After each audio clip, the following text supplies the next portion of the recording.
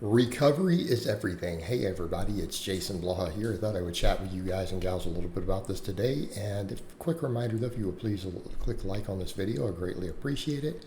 If you aren't following or subscribed, please do so and drop me a comment with your thoughts or to say hello down under the video. Thank you so much for that. All right, let's get over to the point. Recovery is everything. And I cannot stress this enough. I get people who they see kind of what I lift. They know my age. I'm almost 50 years old. I move some pretty heavy weight, relatively uninjured. I don't hurt when I wake up in the morning. I don't always have the greatest mobility on every movement. I think we agree on that. But otherwise, pretty much injury-free, pretty much pain-free as a considerably older lifter at this point who moves decent weights, 500 squats, 600 deadlifts, stuff like that.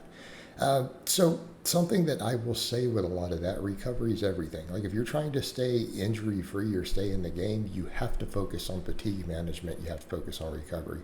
But I'm going to go out on a limb and say for the younger guys, the same thing holds.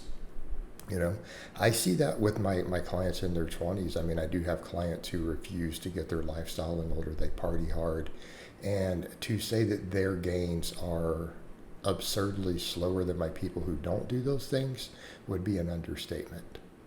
And again, on similar type programming, same quality of coaching. For example, a client like that, it takes them 3 years to gain what some of my other lifters in the same age bracket gain in 6 months. But they accept that reality when they decide to party and live a harder lifestyle. But again, I've noticed a pattern there. And people will hear that and think that that's extreme, or they think I'm kidding, but I'm actually dead serious. So when it comes to recovery, what are we talking about? We're talking about a few things. We're talking about obviously your training, looking at your training and saying, okay, how much is too much? All right, so I tell most of you guys about 12 sets a week for most of you per muscle group is going to be the upper threshold. Now it's hard to estimate where that is. Obviously, we start throwing speed work and max work in, right? But I would also say, well, if you're doing a bunch of speed work and max and speed benching and speed squats and stuff, you might need a little less for pecs and quads. Would kind of be my answer to that particular dilemma, of course, right? Because that's the dilemma we then face. So in the case of example of what I'm training right now, I train about 6 sets a week for my pecs right now, not counting the max benching, not counting the speed benching, but that speed benching hits pecs pretty hard. So just giving you that as an example, But those are hard, 6 real hard sets. They're repping out 2 plates on weighted dips, that you guys will see coming up. But it's not all about me. It's really about you. So what I tell a lot of you guys, about 6 sets, twice a week, or 12 total sets in a session. If you're going to do a body part split, that's the upper threshold. And I'd say a lot of my guys get good gains on about 8 or 9 sets on a body part split, like my push-pull legs guys. So that's what we mean. High quality sets, but not just coming in and doing endless amounts of work.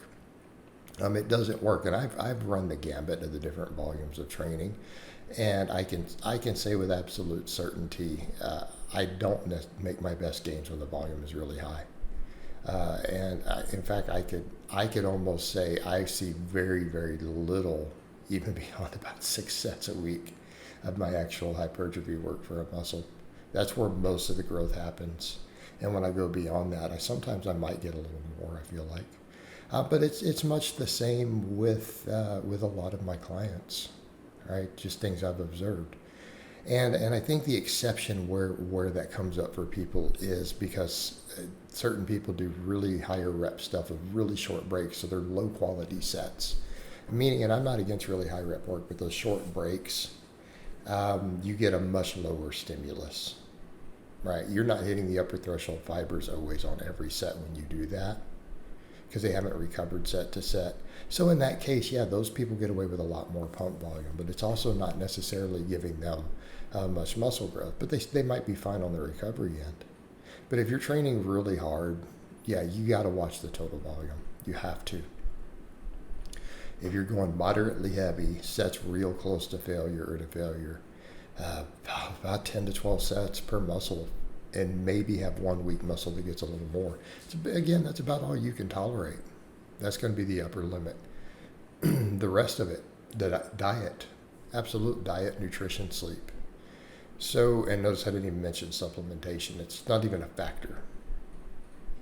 Supplements are a way to try to put a Band-Aid on a garbage diet. It's not the best approach. So no, I'm not going to say supplementation unless you're talking about something that comes in a syringe. All right, but if you can buy it over the counter, yeah, not really. So nutrition.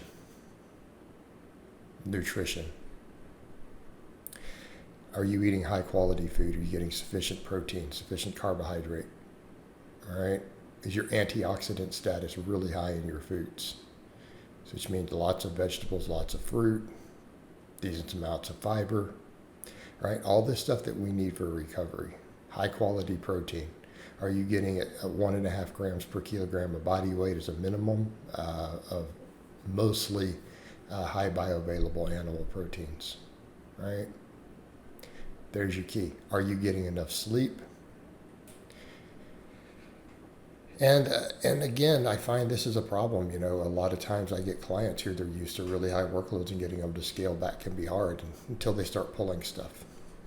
And they're like, okay, maybe training 6 days a week isn't ideal for me, right? Some of them, they want to do 5. They shouldn't even do 5. I mean, you have to have a pretty perfect lifestyle to do 5 days a week, in my opinion. It's my opinion as a coach.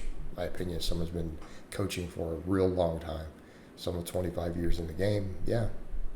Very few people are going to be able to really tolerate that for long, unless your lifestyle's super dialed in. So then we come over to, how about you focus on the lifestyle and training enough to get really, really good gains? For most of you, that would be the better option. It would be a much better option. Injury rate goes down, overuse goes down, you recover better. Because the thing you have to remember, back over to that point with the junk volume, any training that you do not recover from, you will not grow from. Right? And you have to remember that point. So yes, train hard. You have to be careful of your total volumes. And I'm not saying you can't do a 2-hour workout 4 days a week. Because sometimes when we're going pretty hard, we need long breaks between sets. You know, people say, what about the conditioning? Go do some cardio. The weight room is not where you get your conditioning. It's where we gain muscles, where we gain strength, under the bar or under the machine. All right, guys, but that's really all I have to say on that today. I hope it's been informative, and I'll talk to you guys and gals next time.